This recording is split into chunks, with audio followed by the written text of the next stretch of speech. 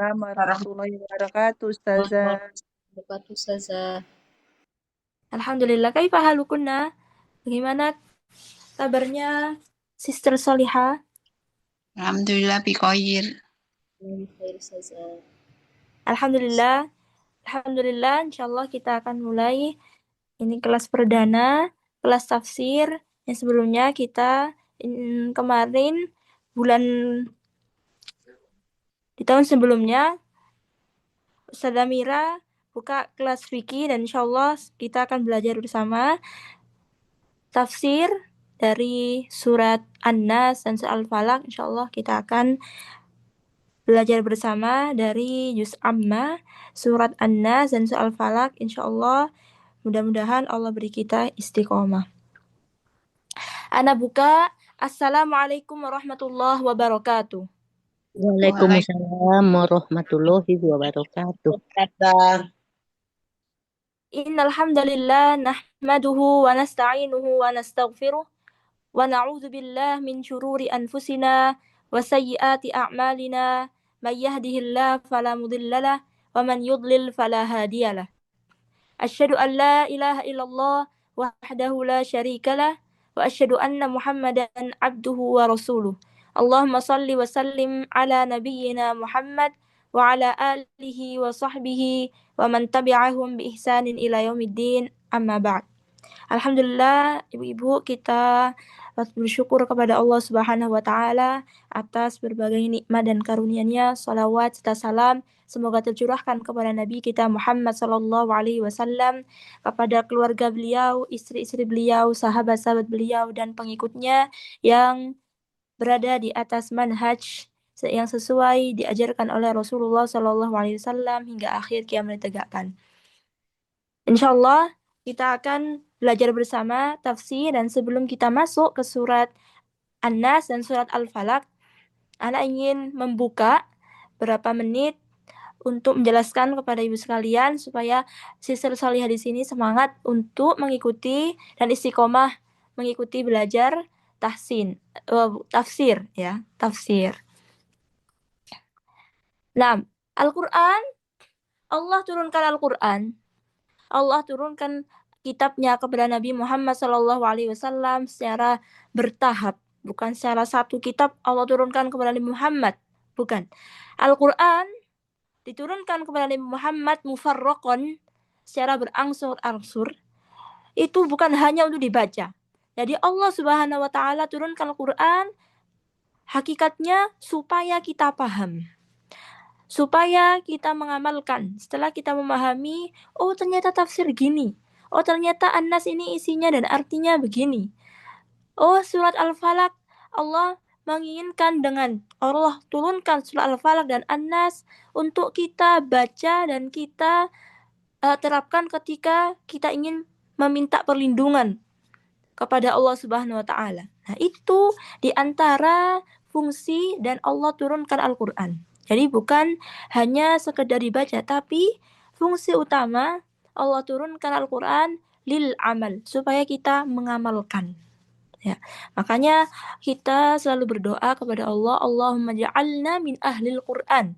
Ya Allah, berikanlah kita kemudahan untuk supaya menjadi keluargamu, yaitu keluarga Al-Qur'an. Apa maksud kata para ulama ahlul Quran? Yaitu orang yang selalu membaca Al-Quran, memahami dan mengamalkan. Ya, kalau lepas satu dari 3 syarat tadi, berarti kita belum termasuk ahlul Quran.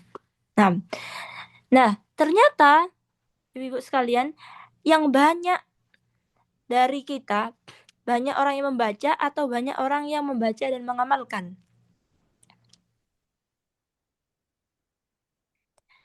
Hakikatnya kalau kita lihat sekarang, orang banyak membaca tapi sedikit yang mengamalkan Al-Quran, karena mereka belum paham. Apalagi kita orang Indonesia yang kita bahasanya bukan Arab, ya, bahasa kita bahasa Indonesia, sehingga perlu kita mempelajari Al-Quran. Bahkan kalau kita punya waktu luang, waktu yang banyak, kita disunahkan untuk mempelajari bahasa Arab supaya paham Al-Quran. Allah Subhanahu wa taala berfirman di surat Shad. Di surat Shad ayat 29. Surat Shad ayat 29 ini, ayat ini memberikan kita penjelasan bahwa Allah turunkan Al-Quran ini supaya kita amalkan dan kita tadabbur. Allah berfirman, Kitabun anzalnahu ilaika mubarak liyadabbaru ayatih.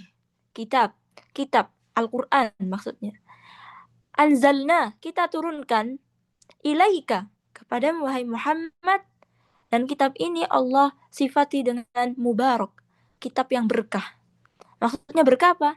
Kalau kita selalu dekat dengan Al-Quran, otomatis kita orang yang berkah dimanapun kita berada.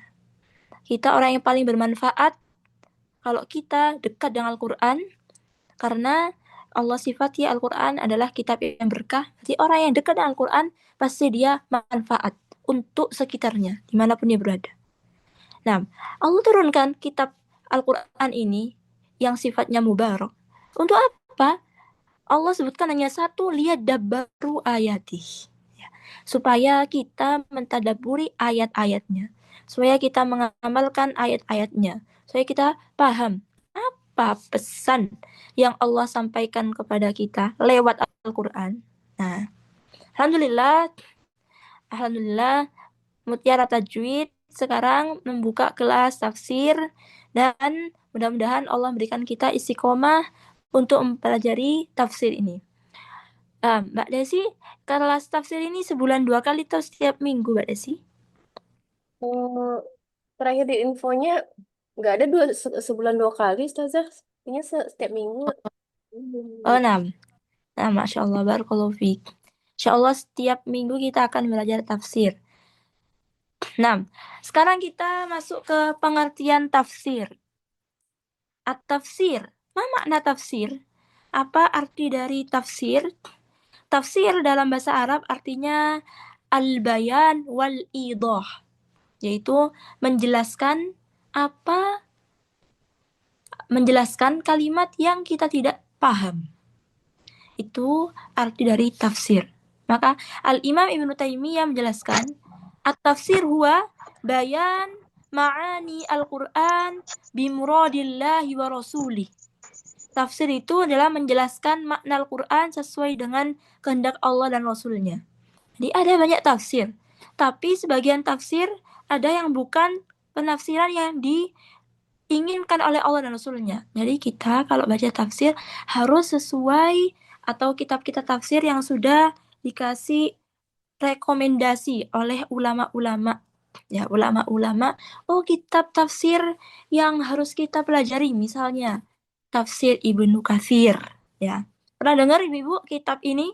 Tafsir Ibnu Katsir? Sudah terkenal. Tafsir Ibnu Katsir. Ada yang sudah pernah baca kitab Tafsir Ibnu Katsir? Belum pernah, Ustazah. Belum pernah. Naam la ba'sa. Sedikit demi sedikit kita akan mengambil sebagian dalam kelas kita dari kitab Tafsir Ibnu Katsir, insyaallah. Jadi antara kitab yang direkomendasi kita baca Tafsir Ibnu Katsir. Jadi tafsir itu kita mempelajari tafsir apa yang kalimat itu kita tidak paham, tapi tafsirnya harus sesuai apa yang diinginkan Allah dan Rasulnya. Nah, itu pengertian tafsir. Ada yang bisa mengulangi apa pengertian tafsir? Tafadhali Bu Eli, pengertian dari tafsir.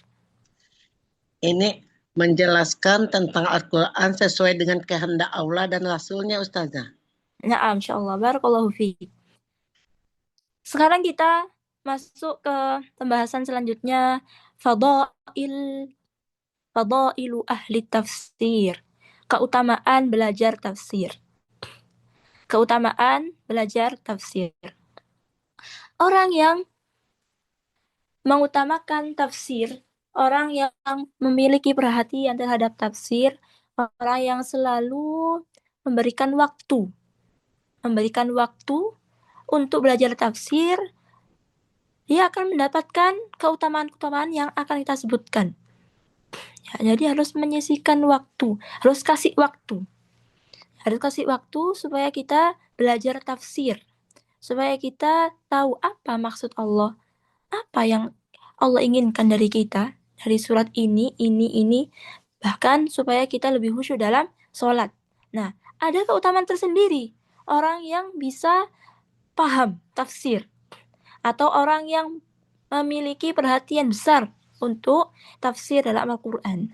Pertama, termasuk sebaik-baik amal. Orang yang belajar tafsir berarti dia telah melakukan amal yang paling Allah cintai. Dia telah melakukan amal sebaik-baik amal yang Allah perintahkan. Dalilnya apa Ustazah? Rasulullah SAW bersabda, khairukum man ta'allama al-Qur'an wa 'allamah. Sebaik-baik kalian adalah yang belajar Al-Qur'an dan mengajarkan Al-Qur'an. Jadi, belajar tafsir termasuk bagian dari Al-Qur'an, bahkan tingkatan tafsir lebih dalam dari Al-Qur'an. Berarti kita termasuk orang yang paling baiknya manusia jika kita belajar Al-Qur'an, apalagi tafsirnya, ya. Karena dengan tafsir kita tahu pesan yang Allah sampaikan kepada kita. Itu pertama. Yang kedua, kita orang yang belajar tafsir akan mendapatkan pujian dari Allah Subhanahu wa Ta'ala. Akan memiliki derajat yang khusus. Dia akan mendapatkan derajat yang khusus di sisi Allah Subhanahu wa Ta'ala. Dia mendapatkan pujian. Pujian bukan hanya dari orang tertinggi, pejabat Indonesia. Lah, tapi ini dari Rabbul Alamin. Allah Subhanahu wa Ta'ala. Allah langsung puji kita. Dalilnya di surat An-Nisa ayat 82. Allah puji bagi siapa yang mentadaburi dan mengamalkan Al-Quran. Tentu setelah dia memahami ayat Al-Quran. Surat An-Nisa ayat 82. Allah berfirman, Afala yatadabbaruna al-Qur'an. Tidakkah mereka mentadaburi Al-Quran? Tidakkah mereka mentadaburi Al-Quran? Ya, Allah di sini memberi peringatan. Allah memberikan peringatan, bahkan Allah memberikan celaan kepada orang yang tidak mentadaburi Al-Quran. Kenapa engkau tidak mentadaburi Al-Quran? Seakan-akan Allah berkata kepada kita, kenapa engkau cuma baca, tapi tidak pernah mentadaburi Al-Quran? Bukankah Al-Quran diturunkan untuk ditadabur dan untuk diamalkan? Nah, jadi ini adalah ayat sebagai mafhumul mukhalafah, pemahaman terbaliknya. Allah di sini, di ayat ini, mencela orang yang tidak mentadaburi Al-Quran. Di ayat ini, surat apa tadi? Surat An-Nisa 82, Ustazah. Nah, surat An-Nisa ayat 82. Kata Allah alaih. Allah mencela untuk siapa? Orang yang tidak mentadaburi Al-Quran. Berarti pemahaman terbalik. Oh, berarti orang yang mentadaburi Al-Quran, orang yang berusaha memahami, mengamalkan, berarti dia telah mendapatkan pujian Allah Subhanahu wa Ta'ala. Karena yang tidak mentadaburi dapat celaan, berarti orang yang tadabur, berarti Allah akan memberikan apa? Pujian. Kalau Allah muji, berarti Allah sayang, Allah cinta. Allah cinta, pasti Allah akan tinggikan dia. Di dunia wa fil akhirah, di dunia maupun di akhirat. Semoga kita termasuk dari golongan orang-orang yang selalu mentadaburi Al-Quran. Kemudian selanjutnya, keutamaan ahlu tafsir. Yang ketiga, yaitu dia dengan mempelajari tafsir adalah jalan tercepat untuk mendapatkan hidayah. Ya. Jalan tercepat untuk dia mendapatkan hidayah.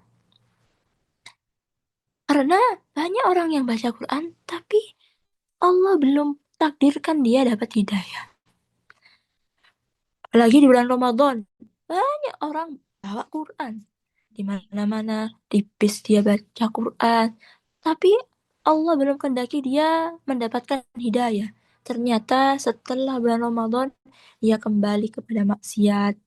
Dia kembali kepada dosa-dosa yang biasanya dia lakukan sebelum bulan Ramadan. Ya, mengapa? Karena dia belum tadabbur. Karena dia tidak berusaha mengamalkan isi Quran, hanya membaca. Ya, jadi jalan tercepat untuk kita mendapatkan nikmat yang paling besar, hidayah. Ya, nikmat terbesar bukan dengan kekayaan, tapi nikmat terbesar yang kita dapatkan, hidayah. Makanya kita mendapatkan hidayah, kita harus bersyukur. Harus pandai-pandai bersyukur ketika kita bisa mendapatkan hidayah. Dengan apa kita dapat hidayah? Dengan belajar tafsir. Dengan belajar tafsir. Allah berfirman di surat Al-Isra ayat 9. Al-Isra ayat 9. Allah berfirman, Inna hadzal Qur'ana yahdi lillati hiya aqwam. Sesungguhnya Al-Quran ini yahdi, petunjuk, lillati hiya aqwam, ke jalan yang paling lurus. Sesungguhnya Al-Quran ini petunjuk ke jalan yang paling lurus. Sebagian ulama mengatakan,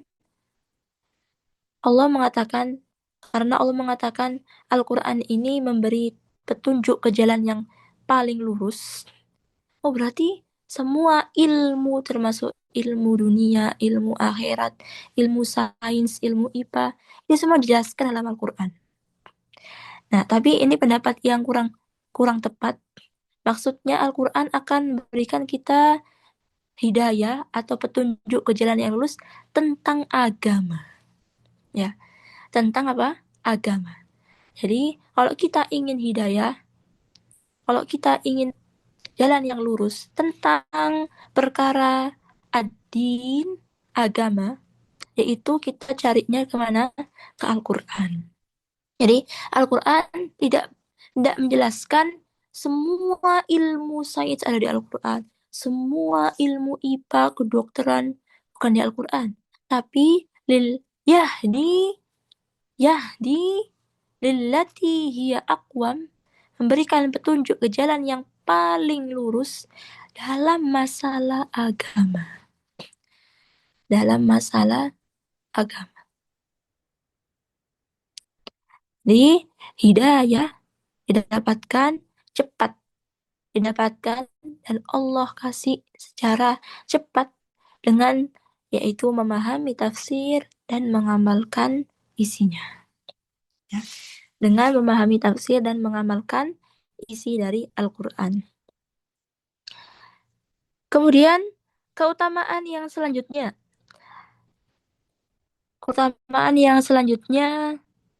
menambah khusyuk dalam ibadah. Menambah khusyuk dalam ibadah. Nah, ini jelas. Ya, jelas. Setelah kita belajar arti dari kandungan surat An-Nas, surat Al-Falaq, kita lebih khusyuk dalam sholat. Kita lebih bisa nangis dalam sholat. Kita bisa berlama-lama dalam sholat. Kita bisa bernikmat-nikmat dalam bermunajat kepada Allah Subhanahu wa Ta'ala. Karena kita sudah tahu artinya. Oh ya Allah, ini sebab turunnya ini tentang ini. Ya Allah, betapa beratnya Nabi Shallallahu Alaihi Wasallam menerima surat ini. Ternyata Allah Subhanahu Wa Ta'ala merintahkan kita di surat An-Nas ini. Ya, ternyata ini surat yang paling agung. Ternyata surat ini, bercerita tentang panasnya api neraka. Bercerita tentang nikmatnya surga. Sehingga kita bisa nangis, kita bisa berlama-lama, kita bisa menikmati sholat kita. Dan sholat itu adalah afdhalul ibadat alal itlaq. Sholat adalah sebaik-baik ibadah secara mutlak. Jadi ibadah yang paling disukai oleh Allah adalah sholat. Ya, ibadah yang paling dicintai oleh Allah adalah sholat. Maka bagaimana kita bisa bernikmat-nikmat dalam ibadah yang Allah cintai? Yaitu dengan mempelajari tafsir. Ya, dengan sholat ada sujudnya, ada rukuknya, di mana sujud dan ruku itu bisa meninggikan derajat seseorang. Satu sujud itu sudah meninggikan satu derajat, di mana satu derajat itu perbandingannya bainas sama wal ard, antara langit dan bumi. Antara langit dan bumi. Maka sholat karena afdol ibadat, ibadat yang paling agung di mata Allah, di sisi Allah Subhanahu wa taala, ya, maka kita harus berusaha untuk khusyuk dengan apa? Dengan memahami maknanya. Nah, dan ini adalah sifat dari orang-orang yang berilmu. Di mana mereka jika sholat, Allah sudah sebutkan di surat Al-Isra ayat 109. Al-Isra ayat 109, Allah berfirman, وَيَخِرُّونَ لِلْأَذْقَانِ يَبْكُونَ. Mereka tersungkur ketika sholat, mereka tersungkur sambil mereka meneteskan air mata, menangis. Karena apa? Khasyatan lillah. Mereka takut, mereka mengagungkan ayat-ayat Allah Subhanahu wa taala. Jadi orang yang paham tafsir lebih khusyuk sholatnya, lebih tersentuh saat membaca Al-Quran, sehingga dia bisa memahami makna ayat dan mereka bisa menangis, sehingga mereka bisa berlama-lama untuk sholat. Tidak gampang bosen dalam sholat. Nah, ini diantara keutamaan belajar tafsir. Nah, bisa diulang? Tafadhol, siapa yang bisa mengulang keutamaan belajar tafsir menurut ulama? Tafadhol.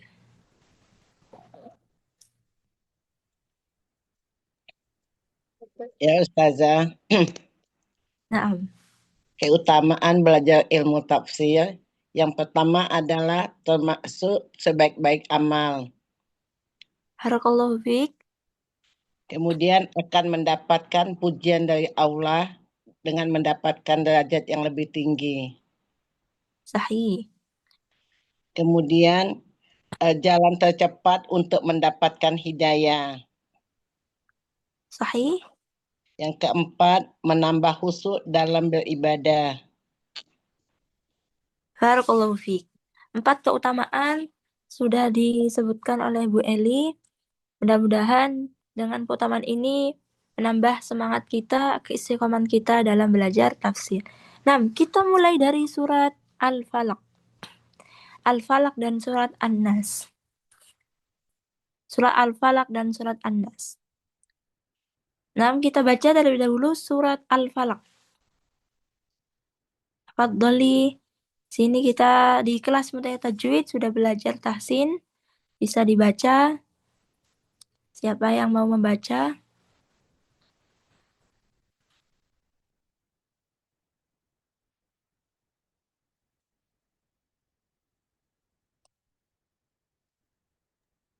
Ya, Ustazah.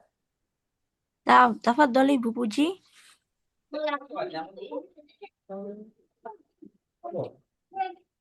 Apa, Ustazah? Surat Al-Falaq. A'udzu billahi minasyaitonir rajim. Bismillahirrahmanirrahim. Qul a'udzu birabbil falaq. Min syarri ma khalaq. Wa min syarri ghasiqin idza waqab. Wa min syarri naffatsati fil 'uqad. Wa min syarri hasidin idza hasad. Barakallahu fiik. Surat Al-Falaq Dan surat An-Nas sebut dengan surat Al-Mu'awwidzatain. Surat Al-Falaq yang artinya waktu subuh, dan An-Nas yang artinya manusia. Al-Falaq artinya waktu subuh. An-Nas artinya adalah manusia. Surat Al-Falaq dan An-Nas ini memiliki sebutan lain, yaitu yang dikenal Suratul Mu'awwidzatain. Suratul Mu'awwidzatain. Apa arti Suratul Mu'awwidzatain?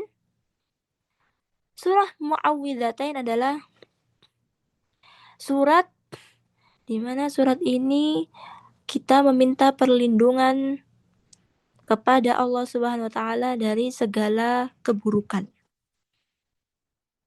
Segala keburukan yang kita dapatkan, segala ketakutan, segala kekhawatiran, kegelisahan yang kita dapatkan, maka kita dianjurkan membaca surat ini, Al-Falaq dan An-Nas. Apalagi kalau kita takut disihir, ya, atau misalnya kerabat kita yang suka kesurupan, ya, itu mempannya pakai surat Al-Falaq dan An-Nas. Ada perintah dari Rasulullah Shallallahu Alaihi Wasallam, dan sebab turunnya surat An-Nas dan surat Al-Falaq yaitu tersihirnya Nabi Shallallahu Alaihi Wasallam. Nabi Muhammad Shallallahu Alaihi Wasallam itu pernah disihir oleh seorang Yahudi yang bernama Labid bin Al-A'sam. Labid bin Al-A'sam penyihir Nabi Shallallahu Alaihi Wasallam, di mana buhulnya ditaruh di dekat sumur. Ya, sejak dulu ada, sekarang juga ada sihir. Ya, sehingga Allah turunkan surat An-Nas dan Al-Falaq, dan yang meruqyah adalah malaikat Jibril. Allah mengutus malaikat Jibril, ya, untuk meruqyah Nabi Shallallahu Alaihi Wasallam, dan Allah membuka buhul-buhul yang disimpan di sumur dan ditemukan di sumur, sehingga Rasulullah Shallallahu Alaihi Wasallam sembuh dari sihirnya orang Yahudi. Tadi namanya siapa?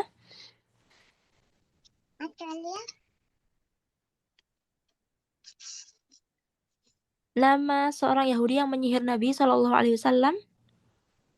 Labid, Ustazah, Labid. Naam, Labid bin Al-A'sam. Nah, yang dibaca oleh malaikat Jibril kepada Nabi adalah surat Al-Falaq dan surat An-Nas. Ya, surat Al-Falaq dan surat An-Nas. Dan perlu catatan penting di sini, ada sebagian al-mustasyriqin, kelompok al-mustasyriqin, yaitu kelompok yang benci dan ingin mempengaruhi kaum muslimin, ingin tashkik, ingin membuat ragu kaum muslimin bahwa Al-Quran ini tidak benar. Sehingga mereka menyebarkan isu bahwa sihir yang dialami oleh Nabi Muhammad itu mempengaruhi wahyu. Sihir yang kena Nabi Muhammad SAW itu mempengaruhi wahyu, sehingga wahyu itu tidak sempurna. Wahyu itu ada tambahan dan kekurangan karena akibat sihirnya seorang Yahudi. Maka kita jawab, sihir yang dikenakan kepada Nabi Muhammad tidak sama sekali mempengaruhi wahyu. Ya, tidak mempengaruhi wahyu, dan itu sudah diobati oleh malaikat Jibril melalui surat Al-Falaq dan surat An-Nas. Naam. Yang kedua, jadi dinamakan surat Al-Mu'awwidzatain karena keduanya, dari surat An-Nas dan surat Al-Falaq, diawali dengan kata Qul a'udzu. Diawali dengan perlindungan. Kita meminta perlindungan dengan bahasa Arabnya a'udzu. a'udzu. Aku minta perlindungan bi dengan Rob al-falak. Dengan Rob yang memiliki waktu subuh. Nah, ya, jadi di antara alasan dinamakan surat Al-Mu'awwidzatain karena surat Al-Falaq dan surat An-Nas diawali dengan kata apa? Qul a'udzu. Yang artinya aku meminta perlindungan kepadamu wahai Allah dari keburukan ini, dan itu yang kita akan insyaallah jelaskan kesempatan kali ini. Qul a'udzu birabbil falaq. Qul a'udzu birabbil falaq. Ayat pertama dari surah Al-Falaq. Qul. Katakanlah wahai Muhammad. Qul. Ini menandakan bahwa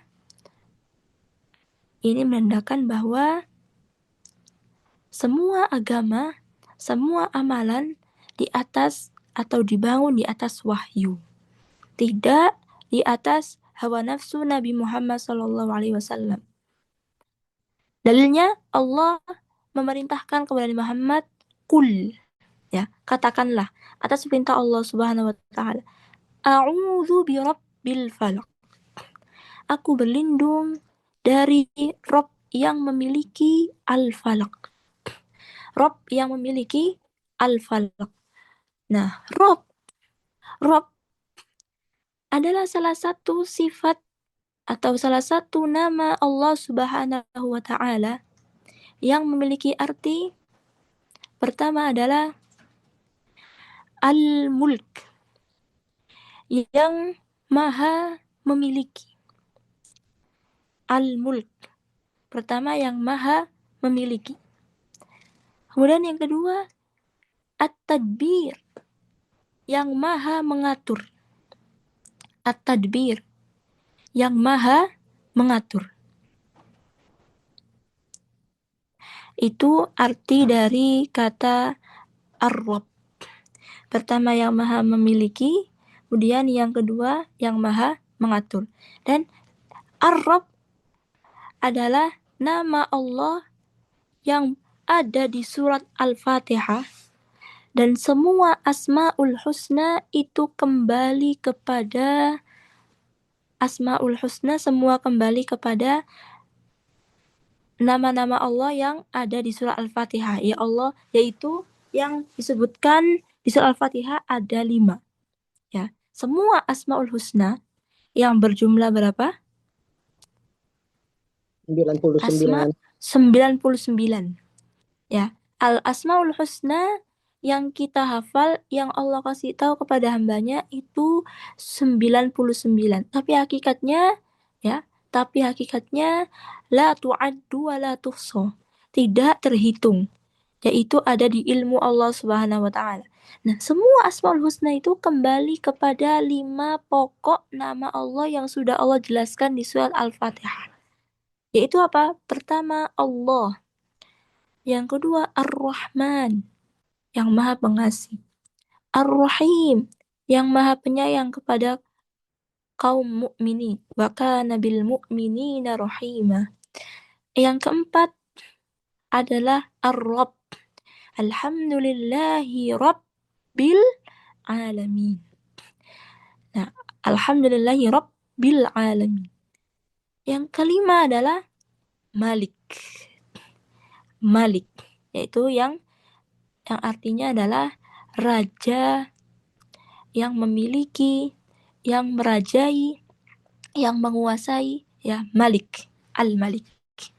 Jadi Ar-Rabb adalah nama pokoknya Allah Subhanahu wa taala, di mana dengan 5 sifat itu Asmaul Husna merujuk kepada 5 sifat tadi. Nah, bisa diulangi 5 sifat Allah yang pokok yang ada di surat Al-Fatihah, di mana Asmaul Husna merujuk kepada 5 asma yang ada di surat Al-Fatihah. Pertama apa? Allah. Allah. Sahih. Yang kedua? Ar-Rahman. Ar-Rahman. Ketiga, Ar-Rahim. Ar-Rahim. Keempat, Allah. Rob. Yang keempat, Ar-Rob. Yang keempat, Ar-Rob. Naam, sahih. Yang kelima, Al-Malik. sahih. Al-Malik. Barakallahu fiik, Bu Eli.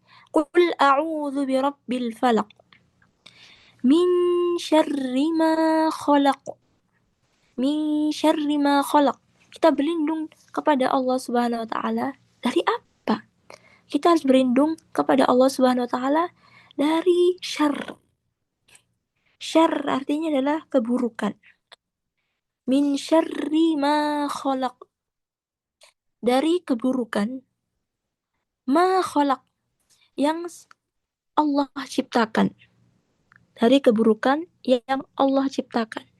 Jadi kita harus berlindung kepada Allah dari semua ciptaan Allah. Semua ciptaan Allah yang membawa keburukan. Semua ciptaan Allah yang membawa keburukan. Entah makhluk Allah yang selalu mendatangkan keburukan itu syaitan, atau makhluk Allah yang terkadang dia bawa keburukan, yang terkadang dia membawa kebaikan. Jadi kita harus berlindung dari semua. Ma khalaq artinya semua ciptaan Allah yang membawa keburukan. Jadi kita berlindung dengan surat Al-Falaq. Ya Allah, lindungi aku dari keburukan siapapun.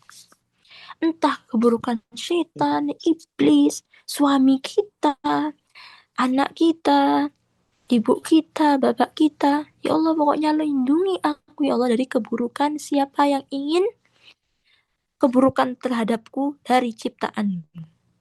Ya. Jadi dengan surat ini kita berlindung dari segala keburukan. Kapan? Kapan waktu dianjurkan untuk membaca surat ini? Nah, zikir pagi petang, sehingga Allah lindungi kita dari keburukan segala ciptaan Allah, entah itu pohon, entah itu binatang, entah itu manusia. Ya, zikir pagi petang, kita baca surat Al-Falaq. Kemudian setelah sholat 5 waktu ada anjuran untuk membaca Al-Falaq.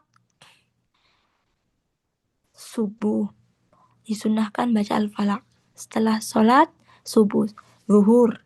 Setelah sholat zuhur, baca Al-Falaq.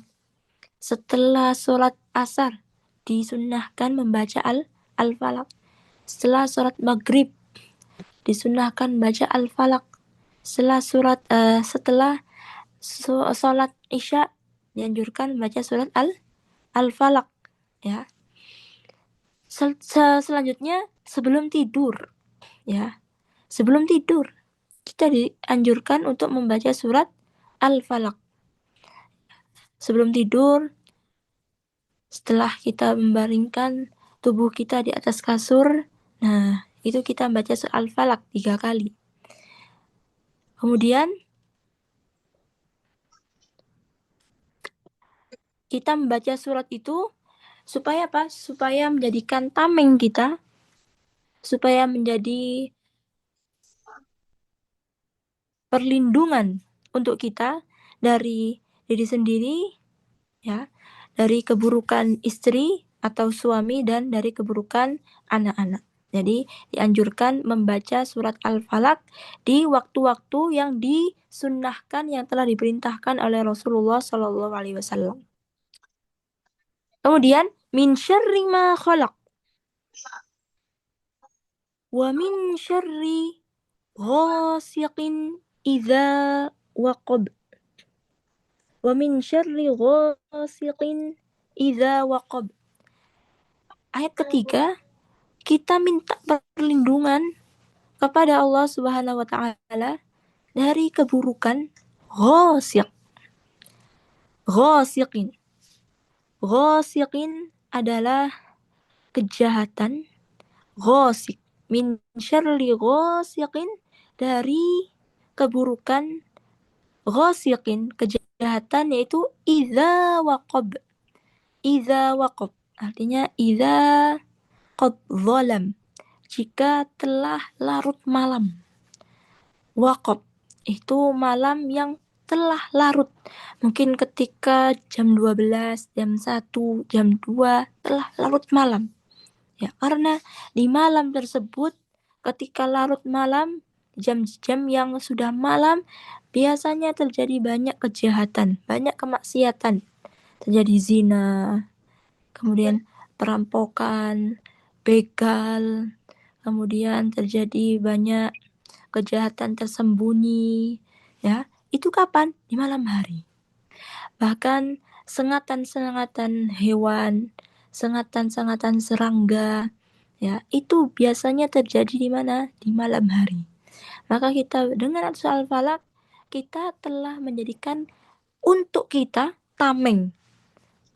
Kita sudah menjadikan perlindungan atau sudah menjadikan benteng terkuat supaya kita terhindar dari keburukan malam yang biasanya keburukan itu keluarnya pas malam hari.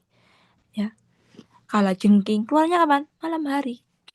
Binatang-binatang buas biasanya keluarnya kapan? Malam hari. Apalagi syaitan-syaitan, ya, syaitan-syaitan biasanya keluarnya kapan? Malam hari. Makanya kita dengan Al-Falaq tenang. Allah telah melindungi kita dari keburukan malam yang biasanya maksiat, yang biasanya dosa-dosa, yang biasanya kejahatan itu merajalela di malam hari. Nah, ini pentingnya kita membaca Al-Falaq dan merenungi maknanya. Merenungi maknanya sambil kita pahami, ya Allah, aku berlindung. Pertama tadi dari keburukan semua hamba-Mu.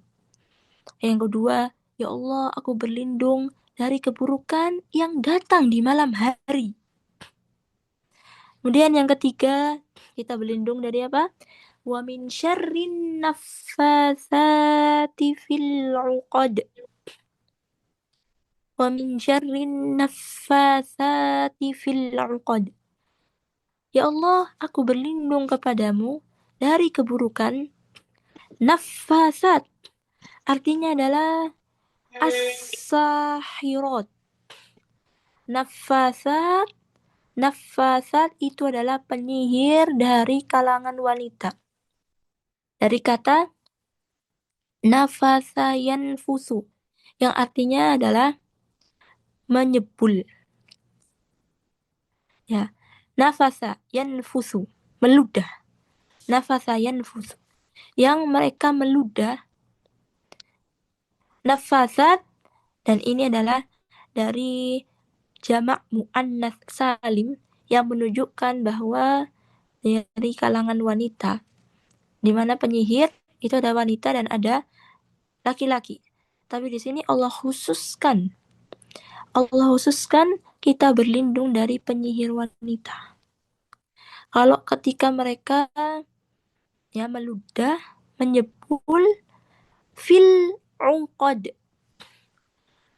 uqad, penyihir wanita, ya, yang mereka kalau dengki, kalau mereka hasad, kalau mereka sudah mengeluarkan jurus mereka, kalau mereka sudah kesel terhadap apa yang ingin disantet, maka mereka akan mengeluarkan segala kejahatannya. Itu bedanya penyihir laki-laki dan wanita. Makanya Allah sebutkan di sini kejahatan penyihir wanita. Karena beda penyihir laki-laki dan wanita. Kalau wanita itu, kalau sudah kesel kata Allah, ya, mereka akan mengeluarkan segala kemampuannya, segala kejahatannya, segala apa jurusan yang dia punya, jurus jurus yang paling kuat, dia akan keluarkan semua demi mencelakakan orang yang akan dia kenai. Ya, makanya kita berlindung sekali dari penyihir wanita atau wanita. Ya, biasanya wanita kita misalnya kalau sudah kesel sama orang, biasanya sulit kita memaafkan kalau wanita. Kalau laki-laki ya biasa. Tapi kalau wanita, dendamnya nggak ampun. Keselnya, kalau sudah kesel, sulit diobati. Kalau sudah tidak suka sama orang, dia jauhi sejauh-jauhnya. Begitu juga penyihir wanita. Kalau dia sudah kesel, sudah dengki, sudah hasad, ya, maka lebih parah perilakunya daripada penyihir dari kalangan laki-laki. Itu. Amin syarrin naffatsati fil 'uqad. Kita berlindung dari Allah Subhanahu wa taala dari kejahatan penyihir. Ya, penyihir. Kita tidak tahu kapan kita disihir, kapan orang itu hasad pada kita, kapan orang itu tidak suka sama kita, sehingga dia pergi ke tukang sihir, ke pak dukun, dia pergi ke orang pintar, dia minta supaya kita dihilangkan dari nikmat yang Allah berikan pada kita, ya, supaya kita dijauhkan dari suami kita, anak kita, ya, tidak tahu. Makanya kita harus memberikan kita tameng sebelum kita ditimpa qadarullah penyihir, misalnya santet dan lain-lain. Maka dengan Al-Falaq kita sudah membuat benteng yang sangat kuat. Wa min syarri an-naffatsati fil 'uqad. Jadi an-naffatsat artinya apa, Ibu? Naffatsat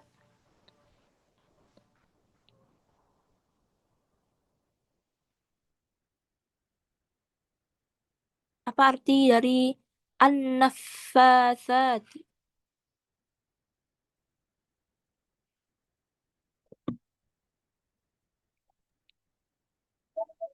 Yang meniup, Ustazah. Iya, Mbak Desi? Wanita penyihir yang meniup. Sahih. Wa min syarri an-naffatsati fil 'uqad. Yang terakhir, wa min syarri hasidin idza hasad. Wa min syarri hasidin idza hasad. Dan kita berlindung dari Allah Subhanahu wa taala dari orang yang hasad apabila dia hasad. Ya. Jadi kita berlindung dari keburukan orang yang hasad apabila dia telah hasad. Mengapa hasad? Kenapa kok tidak disebutkan ya kecelakaan misalnya? Kenapa tidak disebutkan pembohong apabila dia bohong? Tukang fitnah apalagi apabila dia memfitnah orang, tukang begal apalagi dia membegal, ya. Tapi Allah sebutkan keburukan hasad, ya. Karena hasad itu sangat sangat sangat sangat berbahaya. Dan hasad itu kemungkinan keluar hasad itu bisa keluar dari kerabat kita. Bisa keluar dari teman akrab kita. Jadi semua orang, entah itu orang yang soleh atau orang yang tidak soleh. Karena Al-Imam Ibnu Taimiyah berkata, La yakhlu jasadun min hasadin. La yakhlu jasadun min hasadin. Tidaklah kosong satu jasad dari hasad. La yakhlu jasadun min hasad. Tidaklah kosong jasad dari hasad. Maksudnya apa? Maksudnya setiap orang punya potensi untuk bisa hasad. Ya, entah itu orang soleh atau toleh. Ya, entah itu orang soleh atau orang yang toleh. La yakhlu jasadun min hasad. Maka di sini kita berlindung dengan surah Al-Falaq apabila ada keburukan orang yang hasad kepada kita, entah dia hasad ingin kita mobilnya kebakar, rumah kita kebakar supaya kita dijauhkan dari suami, supaya anak-anak kita durhaka kepada kita, supaya ibu kita meninggal, ayah kita ya jahat kepada kita. Nah, maka dengan surah Al-Falaq kita bisa menjadikan tameng dari keburukan orang yang hasad apabila dia hasad. Nah, apa arti dari hasad? Apa pengertian dari hasad?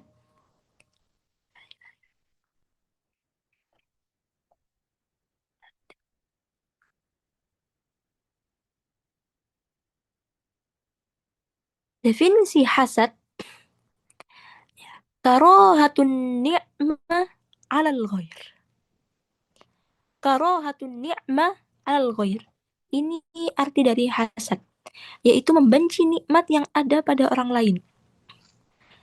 Ya, membenci nikmat yang ada pada orang lain.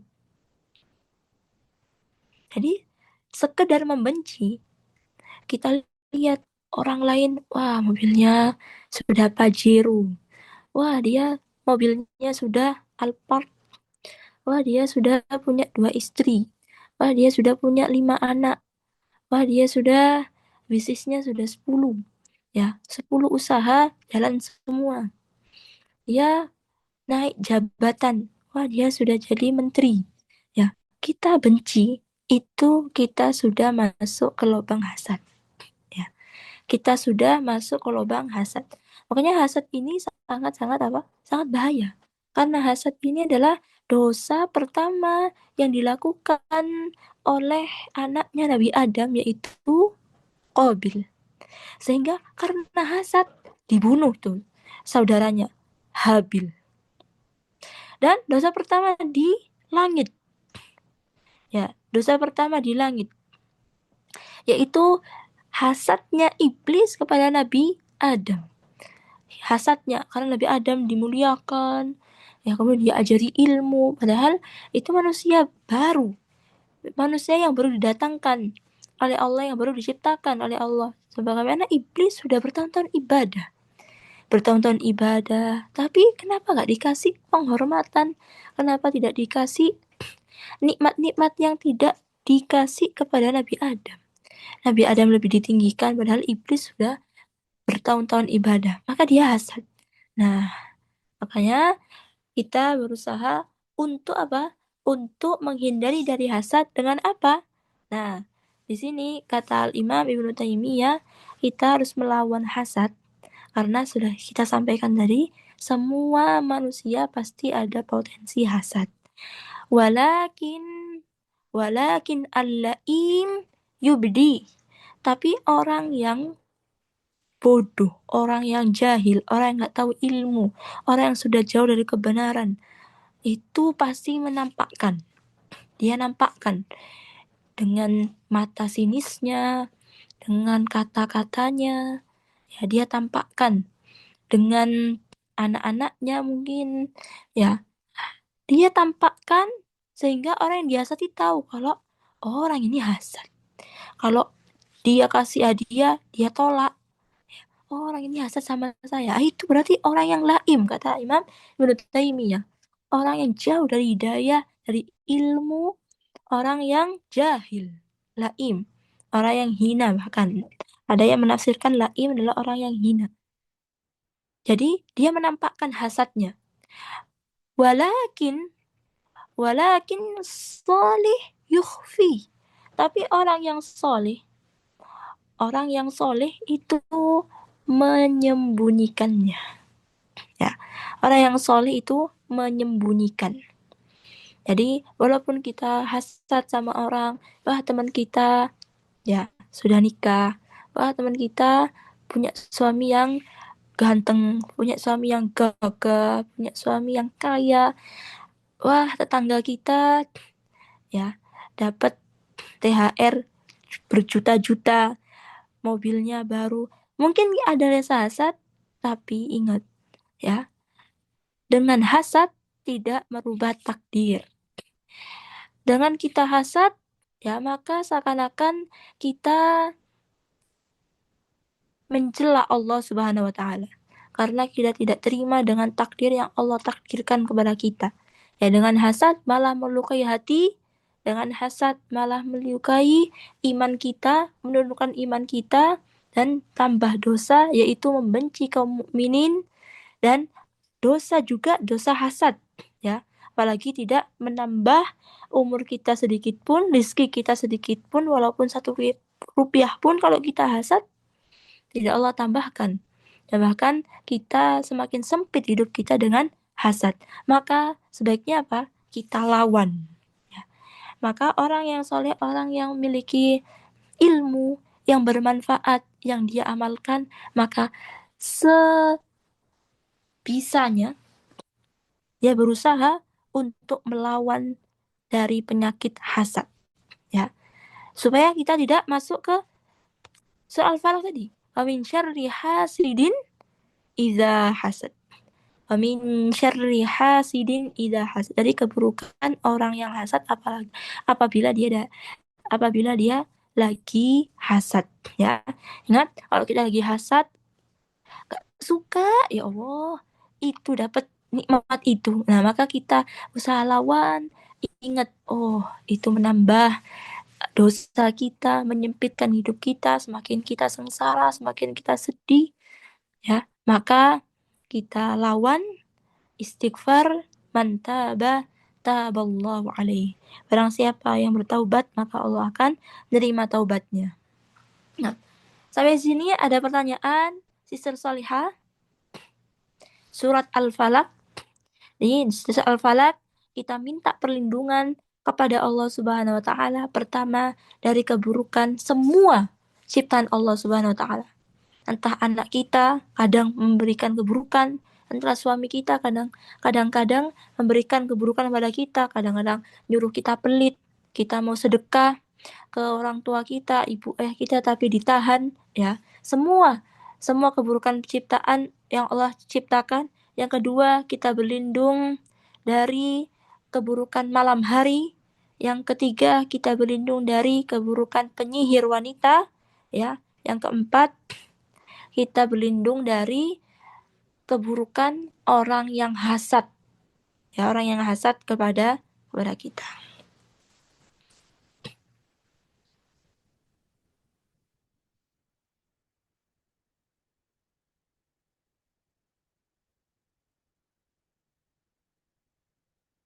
Barakallahu fikunna, insyaallah di pertemuan yang akan datang, di Jumat yang akan datang, insyaallah kita akan membahas tafsir selanjutnya surat An-Nas. Surat An-Nas. Barakallahu fikun. Kita tutup dengan doa kafaratul majlis. Subhanakallahumma wa bihamdik, asyhadu an la ilaha illa anta, astaghfiruka wa atubu ilaik. Assalamualaikum warahmatullahi wabarakatuh. Waalaikumsalam. Waalaikumsalam warahmatullahi wabarakatuh.